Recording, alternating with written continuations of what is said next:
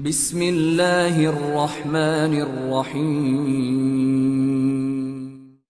Bismillahirrahmanirrahim. Assalamualaikum warahmatullahi wabarakatuh. Sahabat yang beriman, mandi adalah kewajiban bagi setiap umat muslim dalam menjaga tubuh agar tetap bersih dan nyaman. Mandi tidak hanya berfungsi membersihkan tubuh dari kotoran, namun juga menyegarkan badan setelah lelah beraktivitas. Sehingga ketika beribadah pun dianjurkan untuk mandi terlebih dahulu.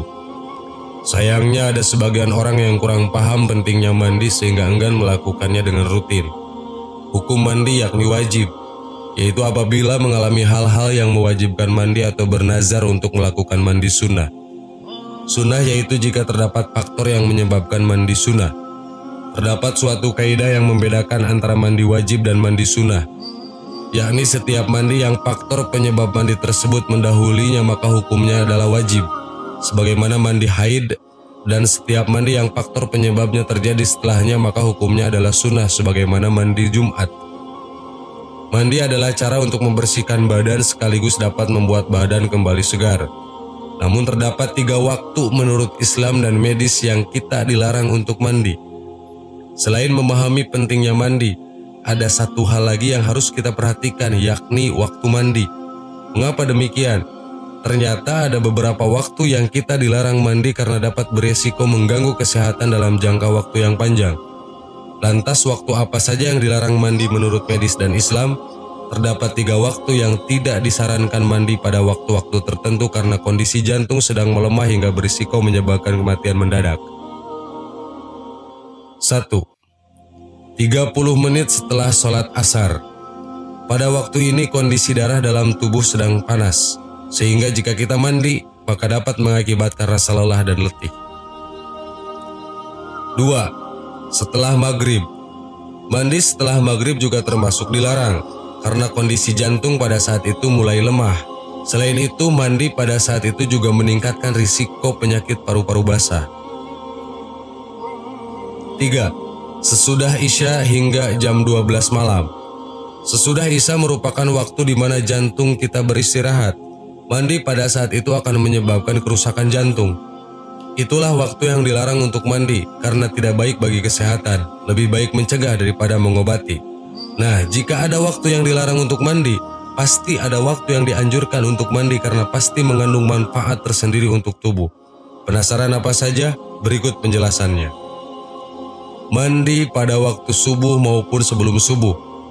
Mandi pada waktu itu sangat direkomendasikan karena kandungan ozon dalam air lebih tinggi sehingga membuat badan lebih segar dan lebih awet muda. Mandi pada waktu asar. Mandi setelah bangun tidur siang akan membuat tubuh lebih segar. Selain itu, mandi pada waktu asar juga membuat kekebalan tubuh lebih meningkat sehingga kita tidak mudah terkena penyakit. Sahabat yang beriman, semoga dengan pembahasan ini dapat membuat kita bisa lebih menjaga kebersihan tubuh. Semoga bermanfaat. Wallahu a'lam. Wassalamualaikum warahmatullahi wabarakatuh.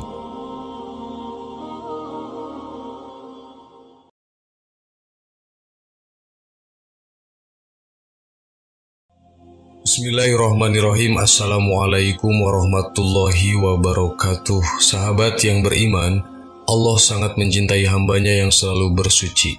Karena itu setiap umat muslim diwajibkan untuk bersuci sebelum melakukan ibadah. Keutamaan bersuci ini bisa kita lakukan dalam situasi apapun, sebab Allah tidak pernah menyulitkan hamba-Nya. Ada banyak sekali cara bersuci, mulai berwudu, tayamum, hingga mandi besar. Bersuci dari hadas besar dan kecil merupakan hal yang paling penting sebelum melakukan ibadah. Untuk mensucikan hadas besar tidak cukup hanya dengan berwudu, namun harus disucikan dengan mandi wajib. Mandi wajib atau mandi junub merupakan hal yang harus diperhatikan supaya ibadah yang kita lakukan tidak sia-sia. Maka dari itu, ada beberapa hal yang mengharuskan seseorang mandi wajib seperti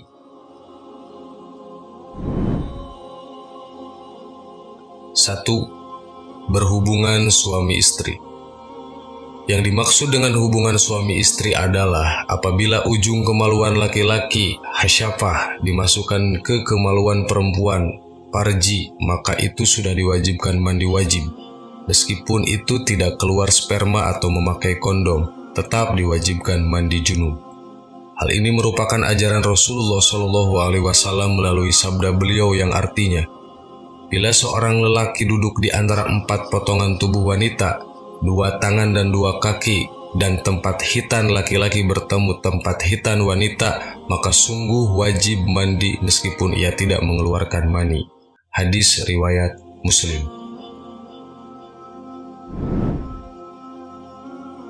2. Keluarnya air mani.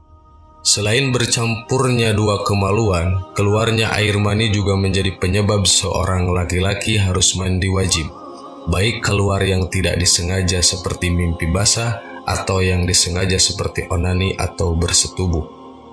Rasulullah SAW bersabda yang artinya, dari Abu Sa'id Al-Khudri radhiyallahu an, ia berkata, Rasulullah SAW bersabda, air itu karena air, wajibnya mandi karena keluarnya air mani. Hadis riwayat Muslim. Ada 3 cairan yang bisa keluar dari kemaluan laki-laki: mani, wadi, dan mazi. Namun wadi dan mazi bisa disucikan cukup dengan berwudu. Berbeda dengan mani yang mengharuskan mandi besar. Air mani atau sperma ketika keluar berwarna putih serta mengeluarkan bau seperti tepung roti. Namun ketika kering baunya seperti telur. Cara bersucinya harus dengan mandi junub. Ketika seseorang keluar air mani, maka diwajibkan untuk melakukan mandi wajib atau mandi besar. 3. Haid. Seorang wanita juga diwajibkan untuk mandi besar jika telah melewati masa haid. Hal tersebut merupakan perintah Allah Subhanahu wa Ta'ala melalui firman-Nya pada surat Al-Baqarah ayat 222 yang artinya, mereka bertanya kepadamu tentang haid, katakanlah, haid itu adalah suatu kotoran. Oleh sebab itu hendaklah kamu menjauhkan diri dari wanita di waktu haid, dan janganlah kamu mendekati mereka sebelum mereka suci. Apabila mereka telah suci, maka campurilah, maka gaulilah mereka itu di tempat yang diperintahkan Allah Subhanahu wa Ta'ala kepadamu. Quran Surat Al-Baqarah ayat 222. Himbauan untuk mandi wajib itu diperkuat dengan pernyataan Fatimah binti Abi Jaisi ketika bertanya kepada Rasulullah SAW. Beliau Fatimah binti Abi Jaisi berkata, bila keadaan haid itu datang maka tinggalkanlah sholat. Bila ia telah pergi maka mandi dan sholatlah. Hadis riwayat Bukhari dari Sayyidah Aisyah radhiyallahu anhu.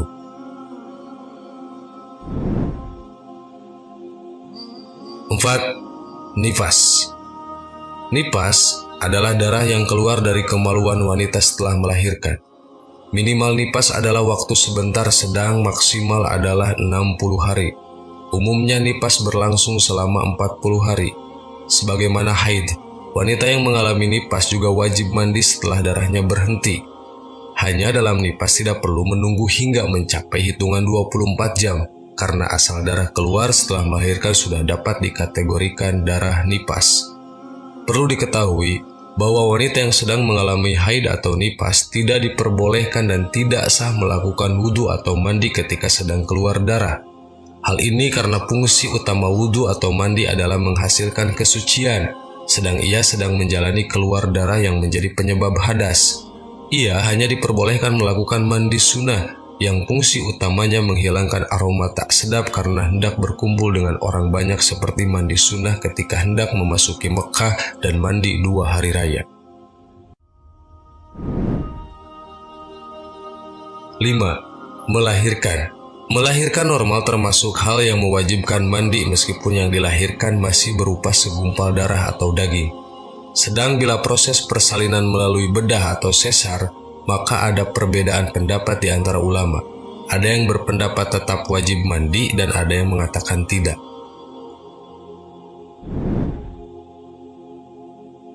6.